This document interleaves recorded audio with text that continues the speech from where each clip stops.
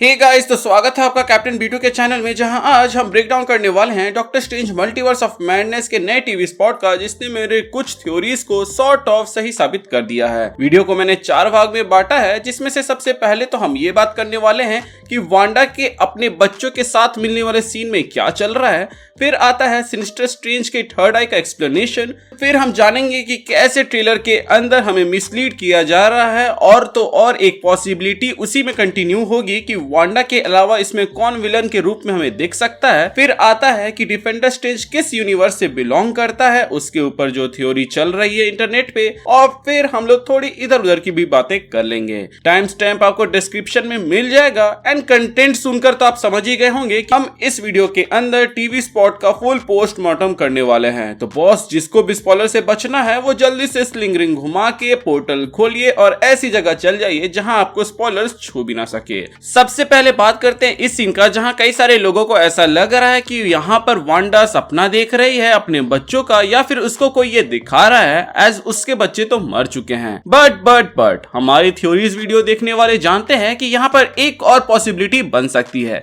जो कि ये है कि हमारी वांडा दूसरे यूनिवर्स के वांडा की बॉडी में चली गई है, जिसके बाद से वो उस यूनिवर्स के बिली एंड टॉमी से मिलती है, जैसा हमें इस टीवी स्पॉट में देखने को मिल रहा है। बट वांडा विजन के एंड में आपने देखा होगा कि उसका एस्ट्रल फॉर्म अलग रहता है और बॉडी अलग मूव कर रही होती है। तो उसी तरह यहाँ पर भी हो सकता है कि उसकी बॉडी मेन एमसी यूनिवर्स में है, लेकिन उसका एस्ट्रल फॉर्म दूसरे यूनिवर्स के वांडा के अंदर में है, जिसके जरिए वो अपने बच्चों को मिल पा रही है। एंड शायद तक उसको इसीलिए अमेरिका चावेज की जरूरत है। एंड हमें ज्यादा सोचने की भी जरूरत नहीं है कि वो दूसरा यूनिवर्स कौन सा है जिसमें हमारी वांडा को बिली एंड टॉमी मिले हैं। एज मैंने अपने पहले के वीडियोस में ये थ्योराइज कर दिया था और आपको बताया था कि वो यूनिवर्स हो सकता है इल्यूमिनाटी वालों का, जिसकी बाद में वो धज्जियां भी उड़ाती है, जिसका ग्लिम्स हमें ट्रेलर में ही देखने को मिल गया था। खैर, इस टीवी स्पॉट में ये भी साफ हो जाता है कि यहाँ जो हमें 2 वांडा दिख रहे थे, उसमें से एक स्कारलेट विच के सूट में जो है वो हमारी वांडा है, वहीं जो कैजुअल ड्रेस में है वो इल्यूमिनाटी के यूनिवर्स वाली वांडा है। एंड ये सीन वांडा के माइंड में चल रहा होगा, जहां इल्यूमिनाटी के यूनिवर्स की वांडा स्कारलेट विच के साथ जो हुआ उस पर सहानुभूति तो जताती है, परंतु मेरे ख्याल से वो इस सीन में फाइट बैक करती है अपने बॉडी के लिए, जिसको एमसीयू वांडा कंट्रोल करके कत्लेआम मचा रही थी इल्यूमिनाटी के यूनिवर्स के अंदर। एज आप इल्यूमिनाटी के यूनिवर्स के वांडा के सर के पास चोट देख सकते हैं, जो कि शायद तक इल्यूमिनाटी के साथ लड़ने के दौरान उसके माथे में लगा हो। अब बात करें डॉक्टर स्ट्रेंज की थर्ड आई की, तो कॉमिक्स में तो ये आई ऑफ अगामोटो से रिलेटेड था, मतलब कि उसी के पावर्स को यूज करने के दौरान ऐसा होता था शुरुआती दिनों के अंदर, जिसके वजह से एक पॉसिबिलिटी यहाँ पर यह भी हो सकती है कि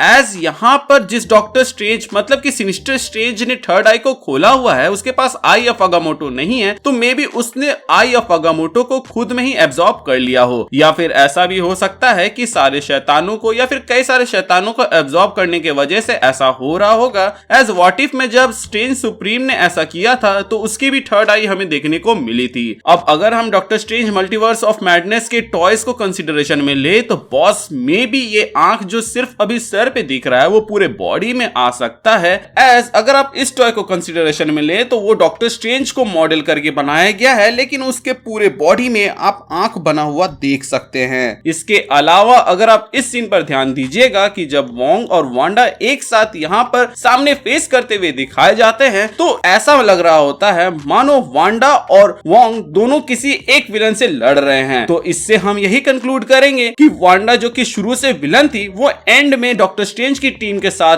टीम अप करेगी किसी बड़े विलन को रोकने के लिए। बट अगर आप वोंग के यहाँ पर शील्ड से स्वॉर्ड बनाने वाले मनमोहक मूव से ध्यान हटाएंगे, तो नोटिस कीजिएगा कि वांडा के ऊपर रेड लाइटनिंग का जो इफेक्ट पड़ रहा है, वो चीज वोंग के ऊपर रत्ती भर भी नहीं पड़ रहा है, विच इंप्लाइज कि दोनों में से किसी कैरेक्टर को यहाँ पर डाला गया है। इसका मतलब समझे दया, हमारे साथ यहाँ पे मार्वल वाले खेल रहे हैं। आप में से कुछ लोग बोल सकते हैं कि भैया मैं वही बंदा हूँ जो शुरू से इस बात पर जोर डाल रहा था कि वांडा को कोई कंट्रोल कर रहा है या डार्कहोल्ड करप्ट कर रहा है, जिसके वजह से मूवी के एंड आते आते तक जब वांडा को एहसास होगा कि उसने जो किया गलत है, वो हमारे डॉक्टर स्ट्रेंज की मदद करेगी, लेकिन जब उसका प्रूफ मिल रहा है तो मैं उसे मिसलीडिंग कह दे रहा हूँ। तो बॉस, बात ये है कि मैं उसको मिसलीडिंग भले ही कह रहा हूँ, बट उससे जो इंप्लाई हो रहा है उसको नहीं झुटला रहा। आप ही बताओ कि इतने समय से हमें ऐसा दिखाया गया मानो वांडा ही इस मूवी मूवी की मेन विलन होने वाली है और अचानक से वो लोग ऐसा दिखा दे रहे हैं कि वांडा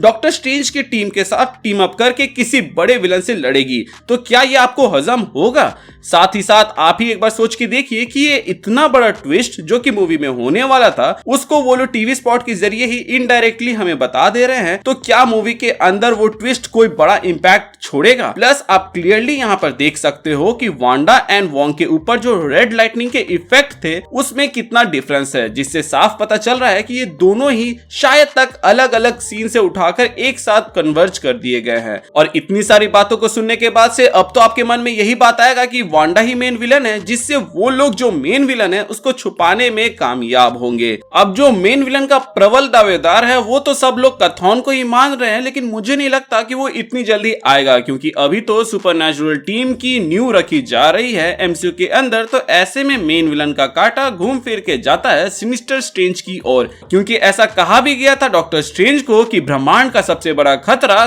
तुम ही हो स्ट्रेंज, जिसको हम लोगों ने ऐसे इंटरप्रेट कर लिया था कि डॉक्टर स्ट्रेंज अलाल जलाल जो जादू करने लगता है उसके वजह से ये सब हो रहा है। बट मे बी वो इशारा डॉक्टर स्ट्रेंज के वेरिएंट सिनिस्टर स्ट्रेंज की ओर हो। ऐसा मैं इसलिए बोल रहा हूँ क्योंकि आपको याद होगा कि मैंने एक थ्योरी दिया था कि हमारा डॉक्टर स्ट्रेंज डिफेंडर स्ट्रेंज के बॉडी में जाएगा, एज उसको कुछ ऐसे स्पेल परफॉर्म करने होंगे जिसको वो अपने बॉडी में रह के करेगा, तो उसकी बॉडी में शायद तक डार्क मैजिक के वजह से कुछ साइड इफेक्ट देखने को मिले जिससे वो रिकवर नहीं कर पाएगा। एंड ये भी एक्सप्लेन किया था कि जिसको हम ज़ॉम्बी स्ट्रेंज समझ रहे हैं वो डिफेंडर स्ट्रेंज है, बट डिफेंडर स्ट्रेंज तो मूवी के शुरू में ही मर गया था, तो उसका बॉडी ऐसे पोज दे रहा है विच इंप्लाइज कि उसकी बॉडी के अंदर यूज किया जा रहा है डार्क मैजिक और उसके अंदर किसी ना किसी डॉक्टर स्ट्रेंज का एस्ट्रल फॉर्म है। शुरू में तो मुझे लगा था कि वो हमारा डॉक्टर स्ट्रेंज हो सकता है, बट व्हाट इफ वो हमारा डॉक्टर स्ट्रेंज नहीं बल्कि सिनिस्टर स्ट्रेंज हो जिसने डिफेंडर स्ट्रेंज की बॉडी पर काबू किया है। ऊपर से जब डिफेंडर स्ट्रेंज का ज़ॉम्बी फॉर्म यहाँ बन रहा था तो उसके आजू बाजू कंकाल थे जो कि आप इस सीन में देखते हैं, जो कि सिनिस्टर स्ट्रेंज के यूनिवर्स में मौजूद था।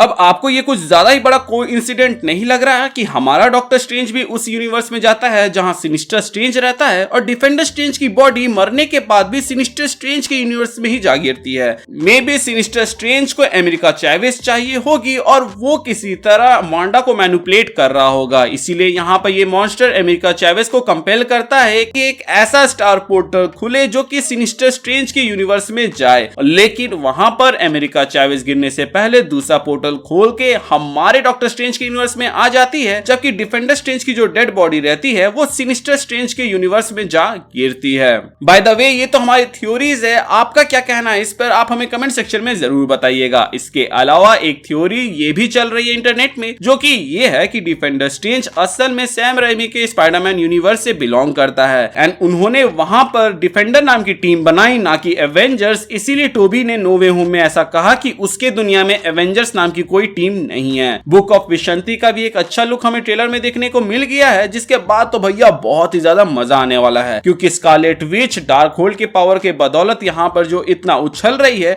उसको डाउन टू अर्थ लाने में डॉक्टर स्ट्रेंज की मदद करेगा ये बुक ऑफ विशंति। मैं तो इसके लिए बहुत ही ज्यादा एक्साइटेड हूँ। आप एक्साइटेड हैं या नहीं मुझे कमेंट सेक्शन में जरूर बताइएगा। बात करने के लिए तो और भी बहुत कुछ है, बट फिलहाल और भी इंपॉर्टेंट अपडेट्स को कवर करना है, प्लस मून नाइट पर भी वीडियो बनाना है, तो कैच यू सून गाइज। आज का वीडियो अच्छा लगा हो तो वीडियो को लाइक कर दीजिएगा और अपने दोस्तों के साथ शेयर कर दीजिएगा, और पुराने हैं तो प्लीज चेक कि आपने बेल आइकन दबाया है या नहीं। अगर आपने दबा दिया है तो वेल एंड गुड, और अगर आपने नहीं दबाया है तो इसे दबा दे ताकि जब भी मैं कोई वीडियो डालूं उसका नोटिफिकेशन आपको जाए। इसके अलावा हमारे चैनल का एक छोटा सा मोटो है जो कि ये लोगों की मदद करे, अपना ख्याल रखे एंड कीप मूविंग फॉरवर्ड का रट लगाकर आगे बढ़ते रहें। Thank you for watching this video, stay tuned.